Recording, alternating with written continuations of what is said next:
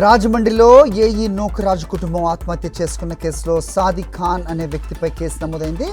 జూలైలో చనిపోయిన ఆయన అల్లుడు జగదీష్కు సాదిక్ పాయిజన్ ఇచ్చినట్టుగా పోలీసులు గుర్తించారు.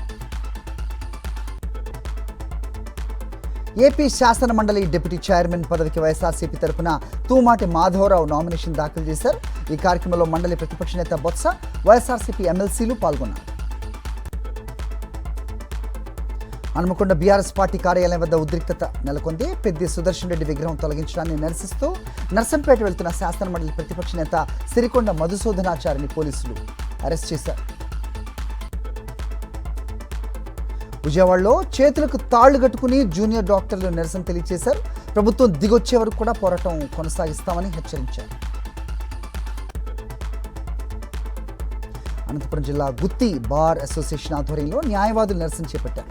కర్నూలులో హైకోర్టు బెంచ్ ఏర్పాటు చేయాలని డిమాండ్ చేశారు. పోసి నిప్పంటించి హత్య చేశారు గుర్తు తెలియని వ్యక్తులు. నిజామాబాద్ డిచ్పల్లి బీసీ హాస్టల్లో పురుగులు బల్లులు పడ్డ ఆహారం పెడుతున్నారని విద్యార్థులు ప్రజావాణిలో ఫిర్యాదు చేశారు. ప్రశ్నించిన వారిని వార్డెన్ వేధిస్తున్నారని వాపోయారు. విజయనగరం జిల్లా రాజాంలో రౌడీ షీటర్లపై పోలీసులు ఉక్కుపాదం మోపుతున్నారు. ప్రజలను ఇబ్బందులకు గురి చేసిన 4 రౌడీ షీటర్స్ను అరెస్ట్ చేశారు. గుంటూరు జిల్లా వెంకటపాలెంలోని మంత్రి సత్యనారాయణ ఆశ్రమంలో అగ్ని ప్రమాదం జరిగింది. వెంటనే సిబ్బంది అప్రమత్తమై మంటలను అదుపు చేశారు.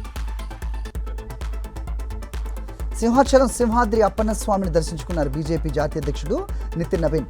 ప్రత్యేక పూజలు చేసి మొక్కులు చెల్లించుకున్నారు.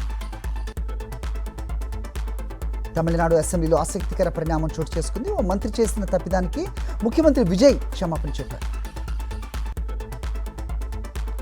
సిజేపీ వ్యవస్థాపకుడు అభిజిత్ దిప్కే విద్యార్థి ముసుగులో ఉన్న రాజకీయ కార్యకర్త అన్నారు కేంద్ర మంత్రి కిరణ్ రిజిజు. ఆప్ వర్కర్ అయిన దిప్కే స్టూడెంట్ ఎలా అయ్యాడని ప్రశ్నించారు.